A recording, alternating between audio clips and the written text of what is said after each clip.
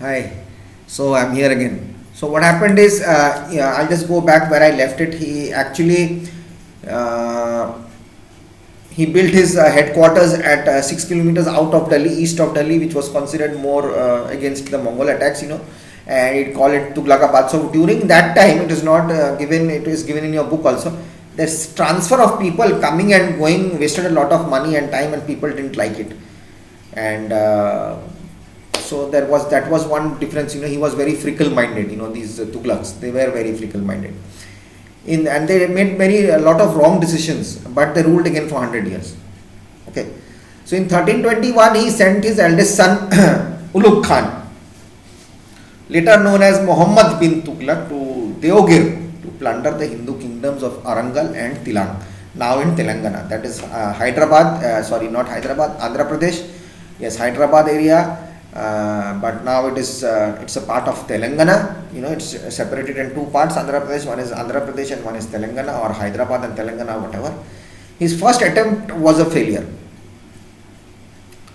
First time Muhammad bin Tughlaq couldn't get hold of anything, it was a failure. So after 4 months later, in 1321, Ghiyasuddin Tughlaq sent a large army, again reinforcing people, for his son, asking to him to attempt plundering Arangal and Tilang again. This time Ulugh Khan succeeded. Arangal fell, was renamed to Sultanpur, and all plundered wealth, state treasury, and captives were transferred from the captured kingdom to Delhi Sultanate.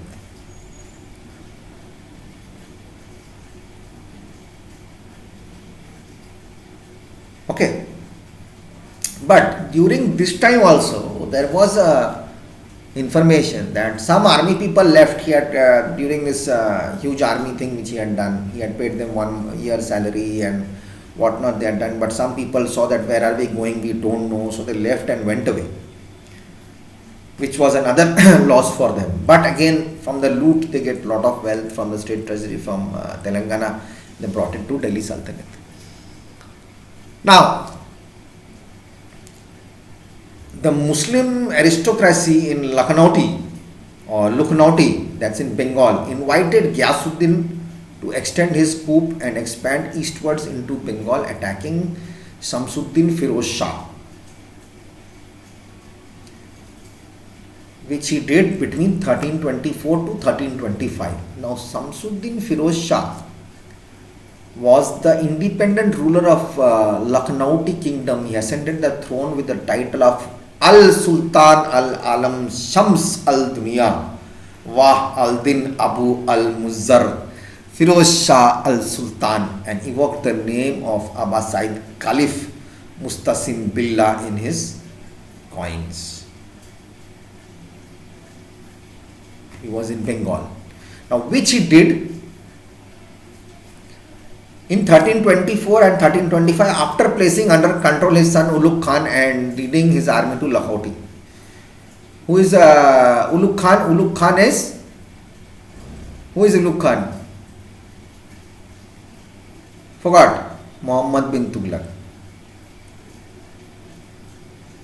Ghiyat al-Din Tughlaq, Muhammad bin Tughlaq, then Firoz Shah Tughlaq, then Tughlaq Khan, Abu Bakr Shah, Nasruddin Shah III, Alauddin Sikandar Shah, Nasiruddin Nusrat Shah Tughlaq, and Nasir Uddin Mahmud Shah Tughlaq are the people who ruled.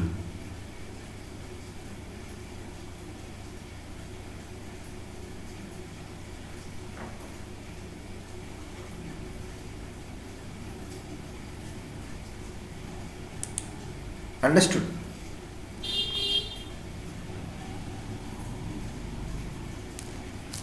After putting Delhi into the control of what do you say, his son Ulugh Khan, Muhammad bin Tughlaq, he took his army to Ghiyat al-Din took his army to Lucknauti in Bengal. Ghiyasuddin succeeded in his campaign as he and his favorite son Muhammad Khan were returning from Lucknauti to Delhi. Ghiyasuddin Tughlaq's eldest son Ulugh Khan schemed to kill him inside a wooden structure. Son is killing the father.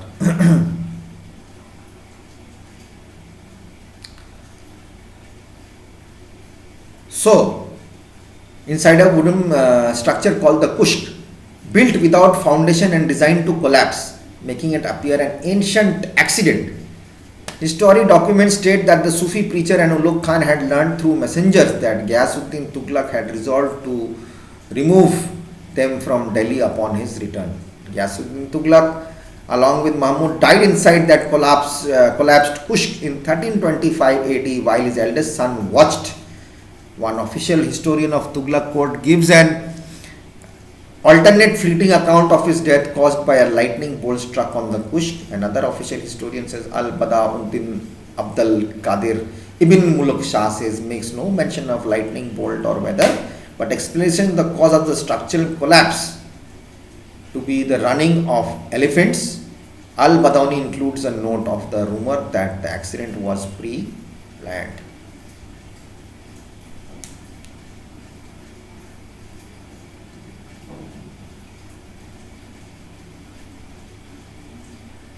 Now, according to Ibn Battuta al-Safadi and Vincent Smith, Ghiyasuddin was killed by his son Ulugh Juna Khanar in 1325. Now, Juna Khan ascended to power as Muhammad bin Tughlaq and ruled for 26 years. So, Juna is another name for Muhammad bin Tughlaq and Ulugh Khan. So, Juna Khan, Ulugh Khan are all the same. So, this is what happened during that time. So we'll keep it till here, and I'll come back in the next class, and I'll explain you about Muhammad bin Tughlaq, how he did, and then I'll keep it short, and Firoz Shah Tughlaq, and we'll finish this. See, it's going to take time. I can't just rush through it, okay? So it's really seriously going to take time.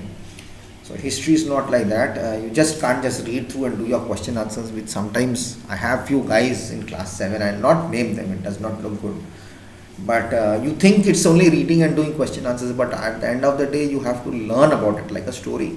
If you watch a movie, like if you go and see the Mohenjo-daro, you're reading about Mohenjo-daro Harappa. Suppose, it's just an example, you're reading about Mohenjo-daro Harappa and you are going to watch the movie. So in the movie, what you are going to watch, you might see locations and what actually happened in Mohenjo-daro, how people lived, but Hrithik Roshan was not there, right? So Aishwarya was also not there. So it's not that you cannot just match anything together. Oh, I just saw the movie, I wanted to see the movie, I saw that. If you don't learn anything from the movie, what is the use?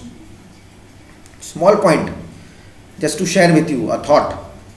You know what is salt? Namak, salt. It has a taste, right? Salty taste. You cannot describe salt taste. We say like this. And sweet, it's good. And if it's sour, it goes like that. So our taste buds in our tongue has that salt taste, which is very important in life.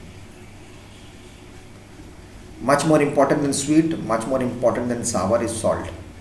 Every food we need it. We need salt in our body because we sweat, it's salt coming out from our body, so we need to regenerate our body with salt. So you are also salt.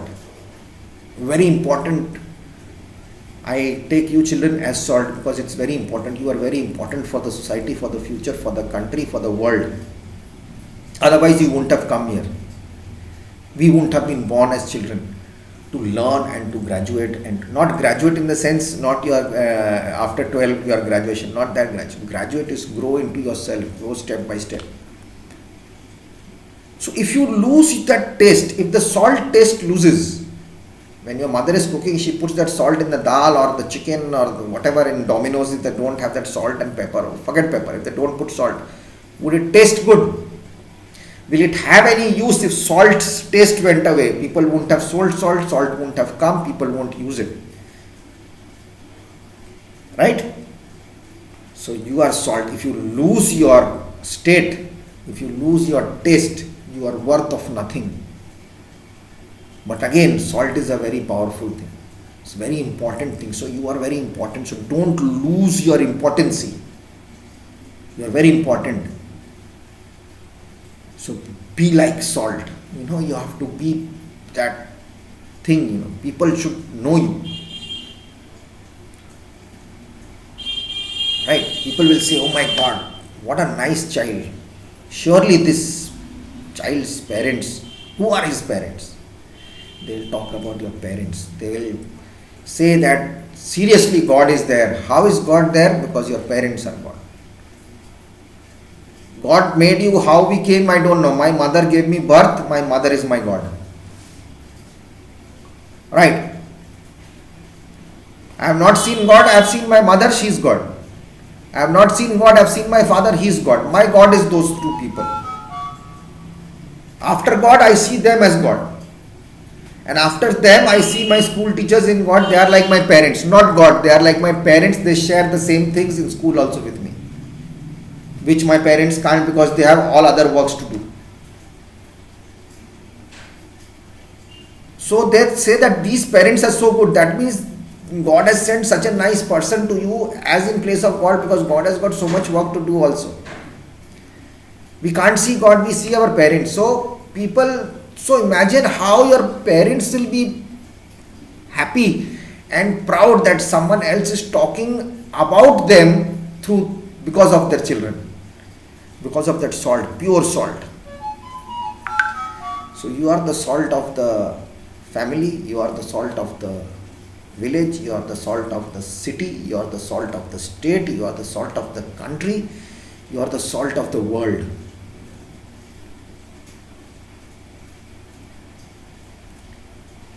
Imagine the whole world is surrounded by water, 3/4 is water, 1/4 is land, and 3/4 is fully salty water. So there are more children than people. So salt, the sea water and is compared with children. So there is so much of children, that much of water is also there, or more is there. So you are the salt. Try to be that and be disciplined. Get something done good. Try to grow as much as you can. All trees in the jungle grow. Which gardener goes to water them? Tell me. They fight for their own, they grow their roots underneath to get that water from under the ground. Which gardener goes with one bucket of water? Like me, you gave me the gift, you planted the tree in the school, that tulsi plant you planted, and I was doing the watering, I became the gardener. So once in a blue moon you see me watering, you run with one bottle of water. Sir, I will pour the water, I will do the water. But your sir is only going around pouring the water. I become the gardener or the mali. And you guys gifted me. You gifted and you forgot. But there has to be, nature and nurture, both has to be taken care of. If your mother does not nurture you, what will happen to you? If she does not give you food in time, if she does not take care of you, what will happen? You will become like this, you will fall in bed and you will be in hospital and the ambulance is going to come and take you. So the nurture, you have to nurture yourself with the nature. So the nurture person is your mother. She is a part of God. So you have to respect that, boss. Do whatever you want. Rest of your time, I don't care. But respecting your parents, and you have to prove that you are their salt and the best salt. Okay. Don't compare yourself with anyone. Be what you are and be good at it. Okay. And rest. Do whatever you want after your studies. See you in your next class on Tuesday. We will finish this Tughlaq part. And it's quite interesting. And take care of yourselves. Have a great weekend. Today is Thursday, Friday, Saturday. Enjoy yourselves. And there's a lot of time. Please do study and make sure you get your things done. Take care. Bye-bye. God bless. See you. See you soon. Bye.